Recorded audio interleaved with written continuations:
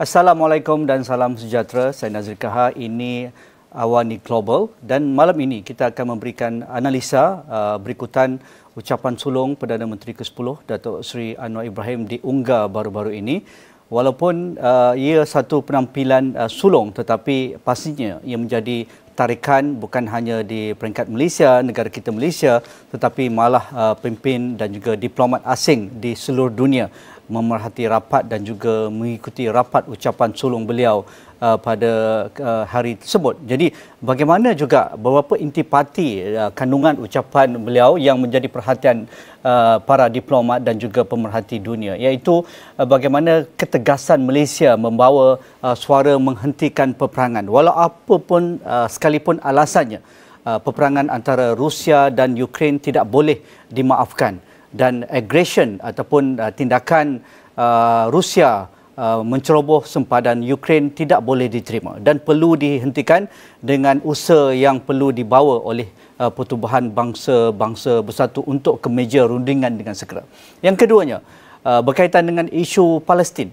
Bagaimana Malaysia tidak berhenti untuk menegakkan keadilan untuk rakyat Palestin dan juga tindakan-tindakan yang tidak bertanggungjawab dan juga tidak bertamadun yang dilakukan oleh rejim Zionis wajar dihentikan, dan beliau menempelak kuasa-kuasa besar jelas tidak memihak kepada perjuangan rakyat Palestin atas dasar mereka menjalin hubungan ataupun menjaga rakan karib mereka iaitu Israel. Jadi untuk melihat perkara ini, yang pastinya menarik perhatian bukan hanya penyelidik dalam hal ehwal hubungan antarabangsa ataupun geopolitik, tetapi bagaimana imej Malaysia kembali dipandang tinggi, diunggah. Jadi Profesor Datuk Dr. Muhammad Rizwan Osman di sebelah kanan saya, Presiden dan juga Naib Chancellor Universiti Selangor UNISEL dan juga pemerhati Timur Tengah.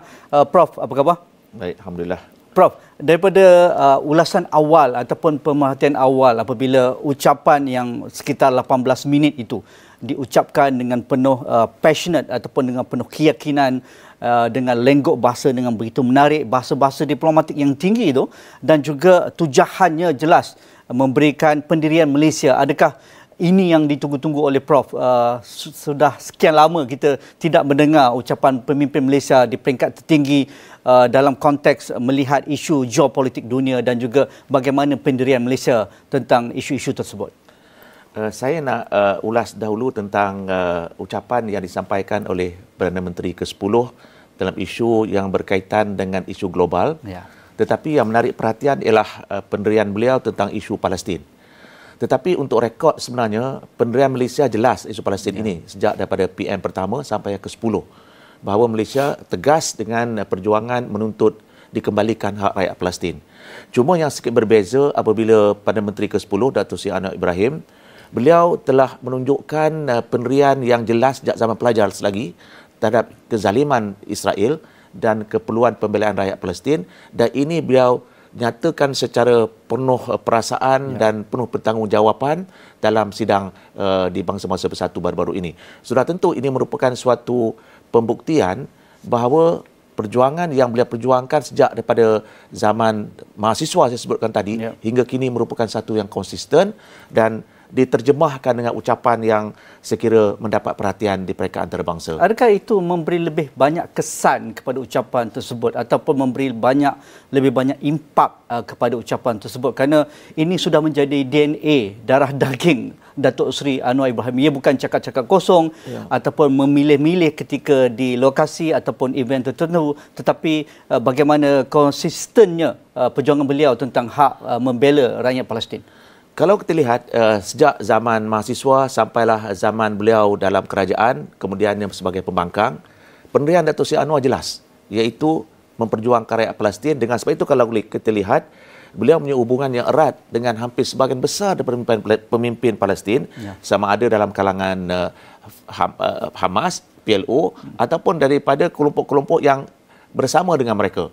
Ini menunjukkan bahawa bagi Datuk Seri Anwar, memperjuangkan hak rakyat Palestin itu merupakan sesuatu yang bukan saja menjadi disebutkan tadi sebagai satu yang beliau pertahankan, tetapi beliau perjuangkan dan beliau pastikan bahawa itu konsisten sepanjang beliau bersama-sama sama dalam kerajaan, di luar kerajaan ataupun pada waktu ini sebagai Perdana Menteri yang beliau terjemahkan dalam ucapan di Persidangan Agung Bangsa-Bangsa Bersatu. Tetapi kalau kita lihat dalam konteks para ataupun ucapan itu sendiri, beberapa kenyataan berkaitan dengan Palestin itu jelas bahawa Malaysia tidak bersetuju ataupun menentang terus berkaitan dengan lebih banyak kawasan-kawasan yang diduduki secara haram oleh rejim Zionis, itu satu.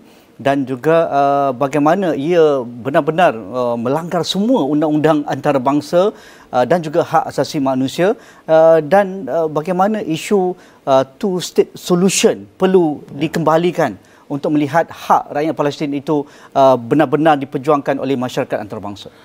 Tindakan ganas Israel termasuklah mengambil wilayah Palestin ini merupakan sesuatu yang ditolak oleh masyarakat antarabangsa dan juga undang-undang antarabangsa. Dan apa yang dilakukan oleh Malaysia itu merupakan pendirian yang juga merupakan pendirian dunia. Tetapi yang lebih penting kalau kita lihat di sini bahawa isu Palestin mesti ada penyelesaiannya.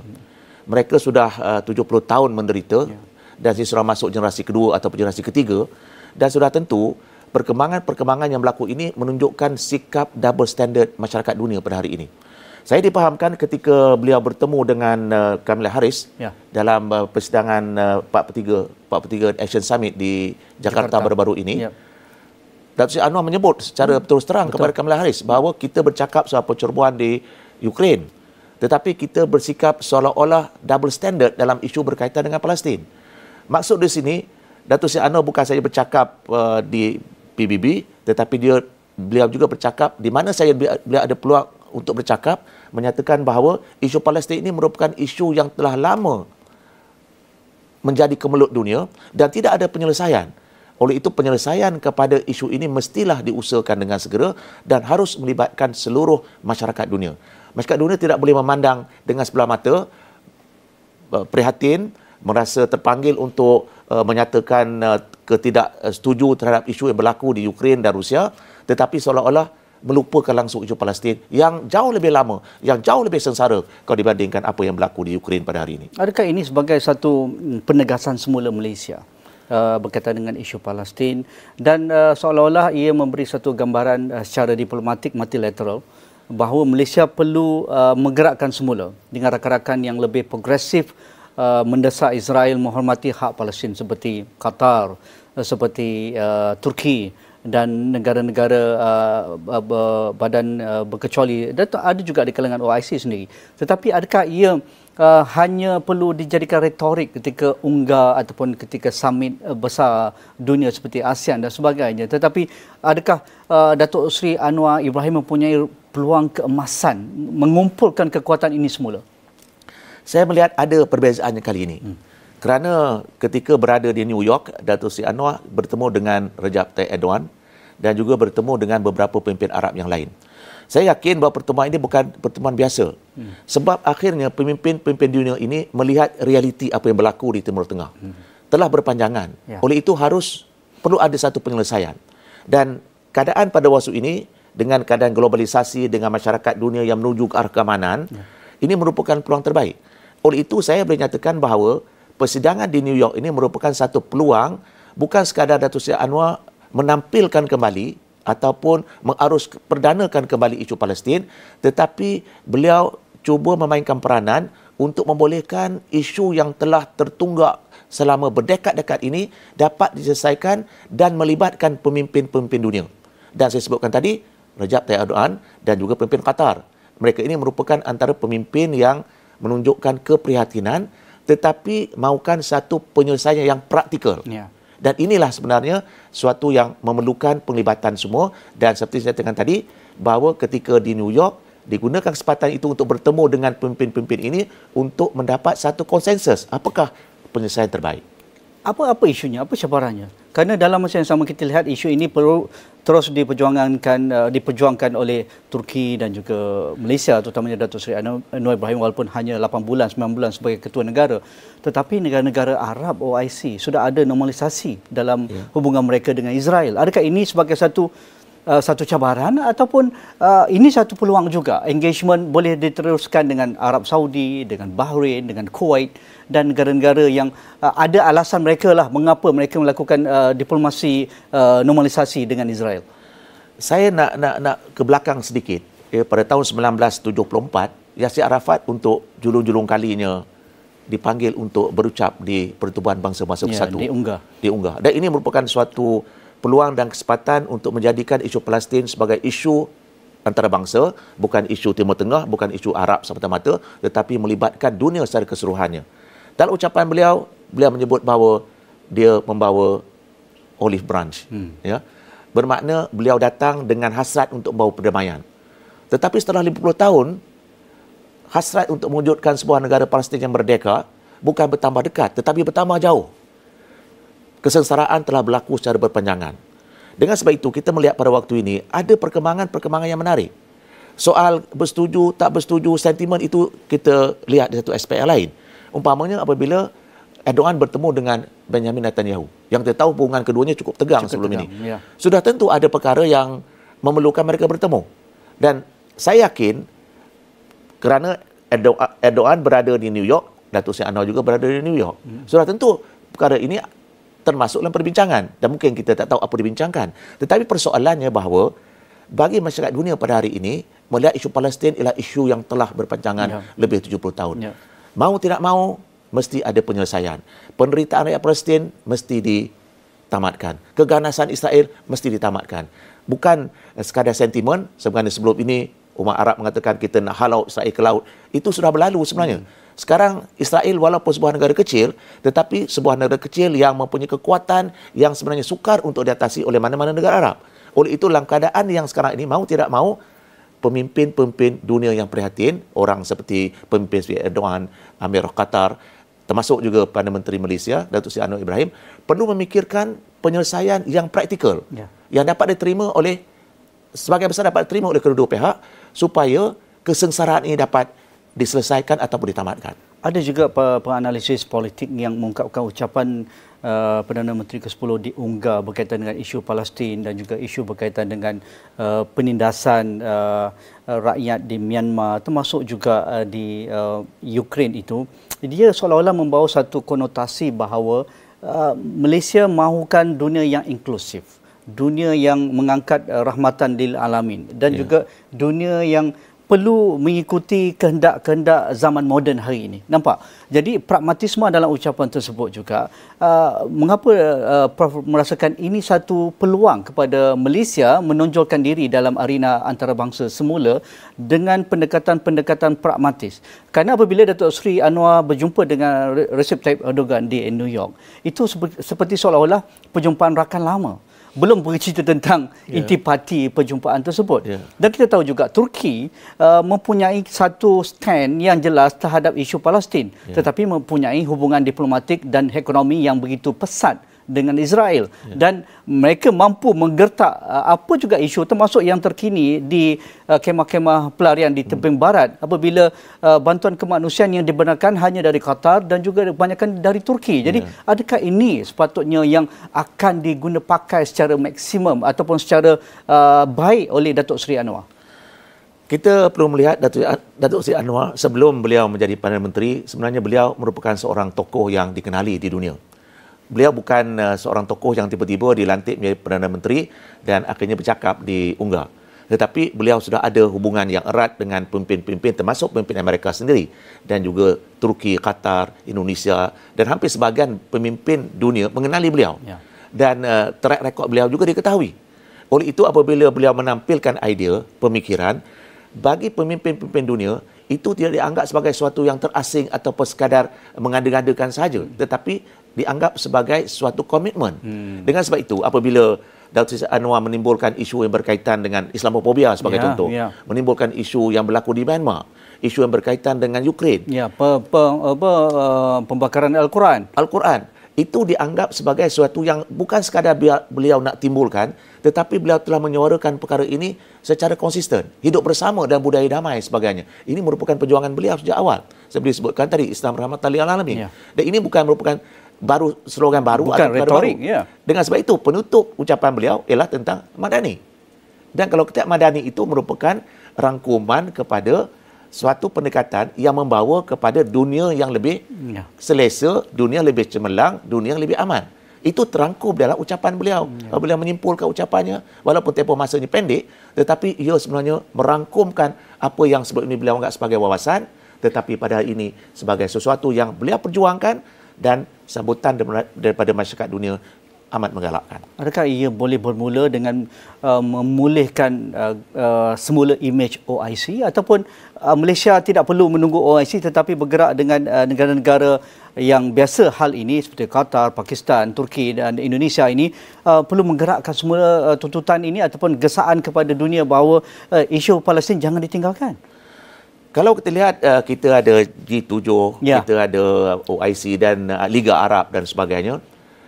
Untuk tempoh yang panjang, ternyata sekali organisasi ini, walaupun mereka ada peranan, tetapi nampaknya perlu ada alternatif yang lain. Tidak boleh dijadikan ini sebagai terlalu lambat pergantungannya. Sebab terbukti bahawa pergantungan pada mereka selama ini tidak menghasilkan benar-benar yang boleh diharapkan. Oleh itu, ada alternatif yang lain.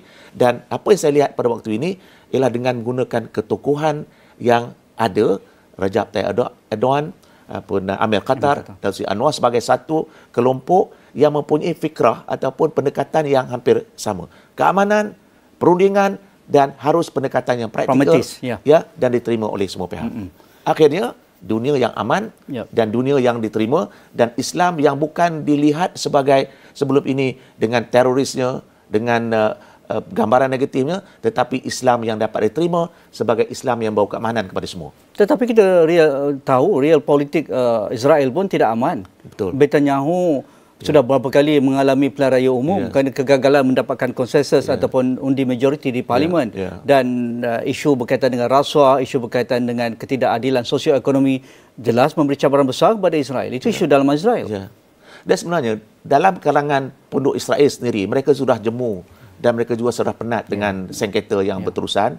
Dan dalam masyarakat dunia, kadang-kadang mereka dipandang rendah ataupun pariah state.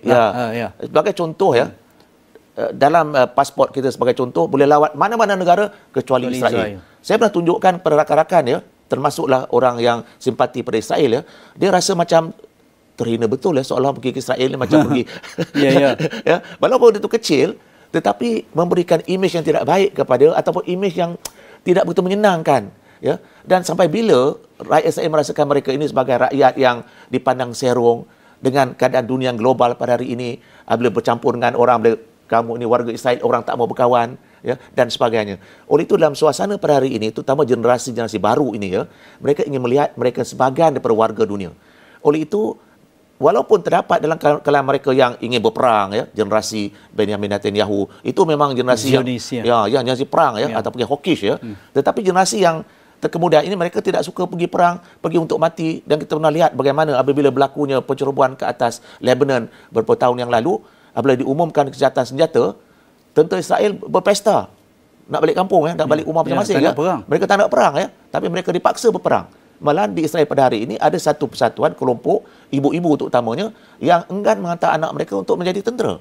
Menunjukkan bahawa dalam kalangan rakyat Israel sendiri terdapat satu kelompok yang agak ramai yang merasakan sudah sampai masanya kita. Hanya menggunakan retorik ini tanah Jew, tanah Yahudi yang perlu bagi golongan ekstremis betul, di mana-mana juga ada. Tetapi bagi golongan yang lebih majoriti, bagi mereka melihat sudah sampainya kita ini sebahagian daripada warga dunia yang boleh hidup secara aman dan damai. Okey, dalam ucapan tersebut juga ada beberapa paragraf ataupun subtopik berkaitan dengan Islamofobia. Tadi Prof dah angkatkan bagaimana naratif Madani itu sudah jelas membawa kita perlu hidup bersama dalam budaya damai itu akan terus diangkat sebagai teras negara kita Malaysia ini di bawah pentadbiran Datuk Seri Anwar Ibrahim. Tetapi beliau mengangkat Islamofobia alah baru abad ke-21. Begitu jelas kerajaan sendiri membenarkan pembakaran Al-Quran dengan diperhatikan oleh media dan juga masyarakat netizen dan sebagainya. Itu tidak boleh diterima. Bagi kita termasuklah apa yang dipegang oleh Datuk Seri Anwar Ibrahim, tak kira apa agama, membakar kitab suci itu bukan satu pendekatan yang melambangkan kebebasan. Kebebasan ini ada hadnya. Tetapi kebebasan yang boleh melukai hati orang lain itu bukan kebebasan namanya. Dengan sebab itu apabila ucapan disampaikan bahawa Malaysia bukan saja tidak membenarkan pembakaran Al-Quran, tetapi pembakaran apa jua sikap kitab suci, apa jua bentuk merendahkan agama orang lain itu adalah satu perkara tidak sepatutnya berlaku. Apa yang berlaku pada hari ini, perkara yang berkaitan dengan Islam itu seolah-olah dibolehkan. Dan seperti disebutkan tadi, negara-negara barat sebagainya seolah membenarkan atas nama kebebasan. Tetapi itu bukan kebebasan sebenarnya. Kebebasan yang melukai orang lain itu bukan kebebasan. Dan ini yang disebutkan tadi bahawa bagi kita, ya, Malaysia, pendukung Madani, Datuk Seri Anwar Ibrahim, bahawa yang ditekankan kita pelbagai tetapi kita boleh hidup dalam budaya damai. Pelbagai. Boleh berbeza pendapat, berbeza pandangan dan sebagainya, tetapi masih lagi hidup dalam lingkungan budaya damai. Bermakna ada sikap toleransi, bertolak ansur dan bersedia menerima perbezaan. Dan dengan cara begitu barulah dunia ini boleh menuju kepada keamanan yang lebih sejati. Dan ketika khutbah di Masjid Besar New York itu, apabila Perdana Menteri mengungkapkan betul kita tidak bersetuju dengan pembakaran Al-Quran di Sweden dan di Finland, tetapi kita menerbitkan banyak 1 juta naskah Al-Quran dengan pelbagai bahasa, terutamanya kita hantar ke Sweden dan juga Finland dalam bahasa mereka, mendapat orang kata pun tepukan, mendapat sahutan jemaah khutbah. Dan juga ketika diunggah juga apabila ini diangkat, diberi tepukan oleh pemerhati yang ada di Dewan. Jadi adakah ini satu isyarat Malaysia perlu menggerakkan inisiatif ini dengan cara model Madani itu? Ya, betul, kita boleh protes, kita boleh tak setuju. Tetapi apa bentuk pendidikan yang kita beri? Dan pendekatan yang diambil oleh Malaysia ini merupakan pendekatan yang ke depan sebenarnya. Soft diplomatik. Kita mengatakan, okey, tidak wajar membakar Al-Quran. Tak melawan lah. Tapi adakah mereka ini redahkan apa sebenarnya isi Al-Quran? Dan kita mendengar bagaimana mereka yang masuk Islam, termasuklah tokoh-tokoh terkenal, ya, yang masuk Islam apabila mereka membaca Al-Quran. Cat Sivan sebagai contoh, Yusuf Islam. Masuk Islam bila membaca Al-Quran. Yang beliau terima secara kebetulan. Dan kalau kita tengok dalam YouTube pada hari ini, ramai dalam kalangan mereka masuk Islam itu kerana kebetulan menjumpa Al-Quran dan baca dan cukup tertarik dengan Al-Quran. So, pendekatan yang dibawa oleh Datuk Seri Anwar Ibrahim itu dan Malaysia khususnya dengan memberikan pendidikan, saya kira itu merupakan pendekatan terbaik. Kalau kita lawan mereka, sampai bila? Sampai bila? Dan mereka akan mengambil tindakan lebih negatif. Tetapi dengan mendidik itu, dia akan memberikan suatu persekitaran di mana mereka melihat bahawa sebenarnya Islam inilah agama yang aman, agama yang menyuruh pada kebaikan. Dan satu perkara yang kita kena jelas, Nazri, masyarakat barat ni rasional, ya.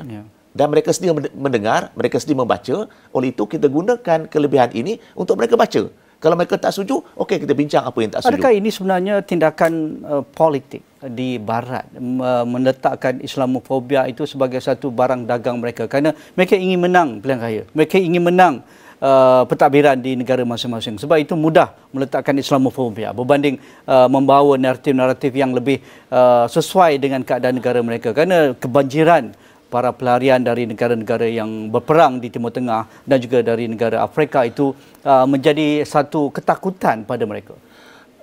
Golongan ekstremis ini ada di mana-mana. Di mana-mana negara ada. Tetapi kalau kita lihat, apabila berlakunya pembakaran Al-Quran, terdapat juga di kalangan orang Sweden sendiri yang menentang. Demonstrasi menentang pembakaran, mereka juga tidak setuju. So, menunjukkan di sini bahawa dalam kalangan masyarakat mereka itu, golongan yang ekstrim pun ada, golongan rasional pun ada, dan cara kita menanganinya adalah bagaimana kita mendidik mereka. Dan dengan pendidikan ini akan memberikan suatu ruang baru di mana golongan yang menyokong itu akan mempunyai alasan tertentu kenapa mereka menyokong. Bukan kerana mereka sekarang menyokong kerana sentimen, tetapi kerana ada alasan-alasannya. Golongan ekstremis ini juga, mereka ni rasional. Sebab mereka kerana peranan media dan sebagainya, mereka mungkin disalurkan, didedahkan dengan gambaran-gambaran negatif. Tetapi kalau kita tunjuk sikap positif, saya ambil contoh, apabila salah seorang daripada seorang Islam memohon untuk membakar Bible. Tetapi bila tak bakar Bible, dia semua memohon, dia tak bakar, dia kata sebagai orang Islam, dia tidak akan bakar Bible itu. Walaupun dia boleh bakar, tapi dia tak bakar kerana itu ialah kitab suci agama lain dan tanggungjawab saya sebagai seorang Islam, saya kena hormat agamanya. Dan itu memberikan satu impact dan satu kesedaran dalam kalangan masyarakat, walaupun kita boleh bakar dan tit for tat atau boleh balas dendam atau balas apa yang mereka buat, tetapi kita tak balas, tetapi kita buat dengan cara yang baik. Dan itu sebenarnya Islam. Contoh itu akan memberikan suatu impak yang baik kepada pendirian individu. Ya, kembali ke negara kita Malaysia, bahawa pandangan-pandangan sinis bahawa ucapan itu tidak dihayati oleh para diplomat yang ada di UNGA, khutbah Perdana Menteri di Masjid New York itu tidak memberi kesan apa-apa kerana di Malaysia itu Datuk Seri Anwar Ibrahim dikatakan tidak popular dan sebagainya. Adakah ini satu konotasi yang wajar kita raikan, Prof? Saya beri satu contoh ya.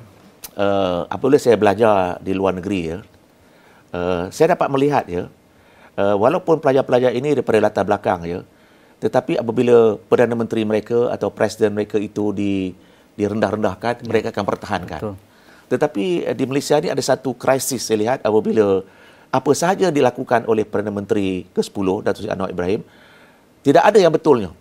Ya, sedangkan kita tahu bahawa kalau umpamanya di Malaysia itu seperti sebutkan ada gambaran begitu, tetapi kita lihat di negara lain, di Indonesia, ya, kita lihat bagaimana mereka menyambut, malah mengatakan ini adalah satu Soekarno baru ya, mana terlalu apresiasi terlampau besar ya. Saya rasa Soekarno terlampau besar ya, hebat ya.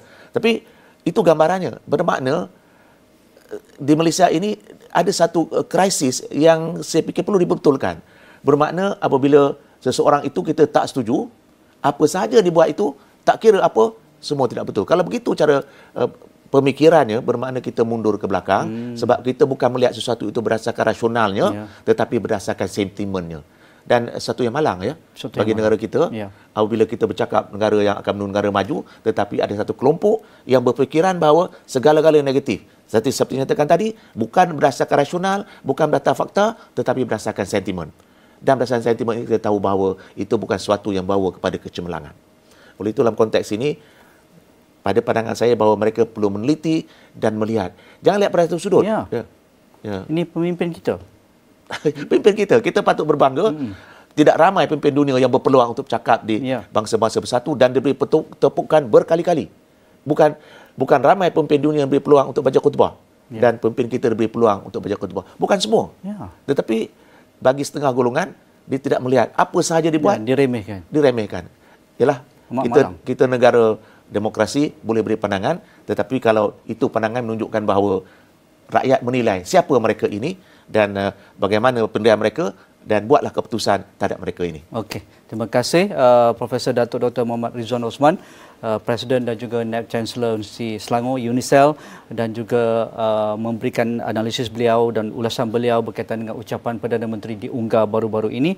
Sekian saja bersama saya Nazri Kahar dalam Awani Global malam ini. Assalamualaikum, insya-Allah kita jumpa lagi.